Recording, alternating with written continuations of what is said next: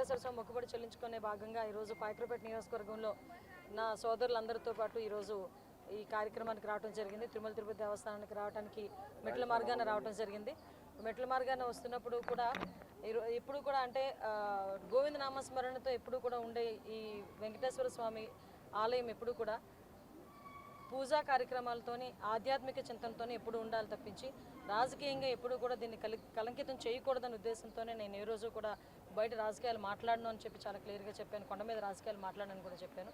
అందులో భాగంగానే ఒకటే చెప్తున్నాను, ఆ వెంకటేశ్వర స్వామి దయ ఈరోజు మా అందరి మీద, ముఖ్యంగా చంద్రబాబు నాయుడు గారి మీద, ఎన్డీఏ కూటమి అందరి మీద ఉండి మంచి పరిపాలన అందించడంలో ఆ దేవదేవుని ఆశీస్సులు ఉండాలని మనస్ఫూర్తిగా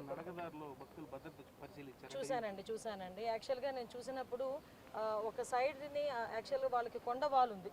కొండవాలు దగ్గర కనీసం ఒక ఫెన్షింగ్ లాంటిది ఏదైనా ఉండుంటే డెఫినెట్గా అటు నుంచి ఏదైనా క్లోరమోగలు రావటం కానీ, రేపు పొద్దున వర్షం పడినప్పుడు బురద కూడా ఇటువైపు రావటం కానీ జరగకుండా ఉండాలంటే ఒక ఫెన్షింగ్ అంటూ వేయాలి.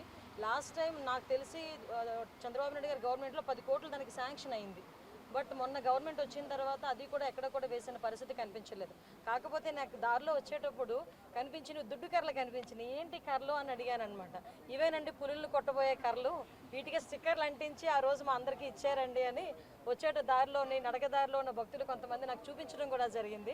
అయితే అదే నవ్వుకున్నాం మేమందరం కూడా. అంటే పులిని కర్రతో కొట్టే సంస్కృతిని తీసుకొచ్చారు లాస్ట్ గవర్నమెంట్. కానీ విషయం ఏంటంటే ఎట్టి పరిస్థితుల్లో ఇప్పటికీ కూడా భక్తులకి ఎక్కడా కూడా అసౌకర్యం కలగకుండా ఉండే విధంగా సదుపాయాలన్నీ కూడా పెట్టించాలి. ఇప్పుడే 1 మంత్ అయింది. ఇప్పుడు గవర్నమెంట్ చేంజ్ అయ్యి ప్రతి ఒక్కరు కూడా ఈఓలు జేఈఓలు అందరూ కూడా మారున్నారు. డెఫినెట్గా మెట్ల మార్గంలో ఇంకొక విషయం అండి, మెట్ల మార్గం నుంచి వచ్చేటప్పుడు ఆ భక్తులకి ఒక ట్యాగ్ వేసేవారు ఇంతకుముందు. ఆ ట్యాగ్ ఉండడం వల్ల భక్తులు నడక మార్గం నుంచి వచ్చిన భక్తులకి తొందరగా దర్శనం అయ్యడానికి కూడా ఆస్కారం ఉండేది. నేను అక్కడ పరిశీలించి ఆ ట్యాగ్ వేసే సిస్టమ్ కూడా లేదు ఈరోజు. సో ఇవన్నీ కూడా మళ్ళీ పునరావృతం చేయాలి. మళ్ళీ అవన్నీ కూడా ఇంప్లిమెంట్ చేస్తేనే భక్తులకి ఎక్కడా కూడా ఇబ్బంది లేకుండా ఉంటుంది. ఎందుకంటే ఆ దేవదేవుని వెంకటేశ్వర స్వామి ఆలయంలో చిన్న దర్శనం చాలు అనుకుని కొన్ని వేల కిలోమీటర్ల నుంచి ఇక్కడికి వచ్చిన తర్వాత మెట్ల మార్గం నుంచి వచ్చినప్పుడు కూడా ఎటువంటి అసౌకర్యం కలగకూడదు. అట్ ద సేమ్ టైం దర్శనంలో కూడా ఎటువంటి ఇబ్బంది కలగకుండా చూసుకునే బాధ్యత కూడా గవర్నమెంట్ తీసుకుంటుందని మీకు ఈ రకంగా తెలియజేస్తాను. యాక్చువల్గా ప్రెజర్ ఉంది అని చెప్పేసి అతను కనిపించట్లేదు అన్నారు. ఎన్డీఆర్ఎఫ్ బృందాలు అన్నీ కూడా చుట్టుపక్కల ప్రాంతాలన్నీ కూడా ఎత్తుకుతున్నారండి. ఎట్టి పరిస్థితుల్లోని గవర్నమెంట్ ఉద్యోగస్తులకి ప్రెజర్ లేకుండా ఉద్యోగం చేసుకునే అవకాశం అయితే కల్పించగలగాలి. అది నిన్న సీఎం మన చంద్రబాబు నాయుడు గారు కూడా వాళ్ళ కుటుంబ సభ్యులతో కూడా మాట్లాడడం జరిగింది. ఏమీ కాకూడదనే కోరుకుంటున్నాం.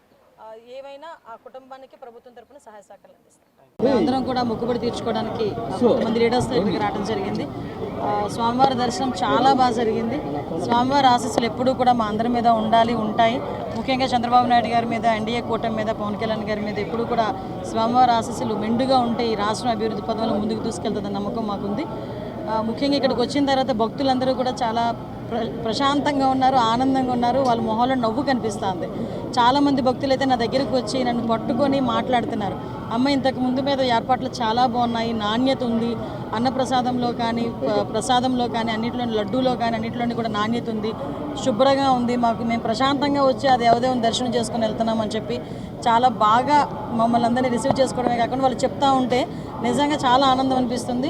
ఇదే ఆనందం ప్రతి భక్తుల్లోని కూడా ఎల్లకాలం ఉండాలని మనస్ఫూర్తిగా నేను కోరుకుంటున్నాను.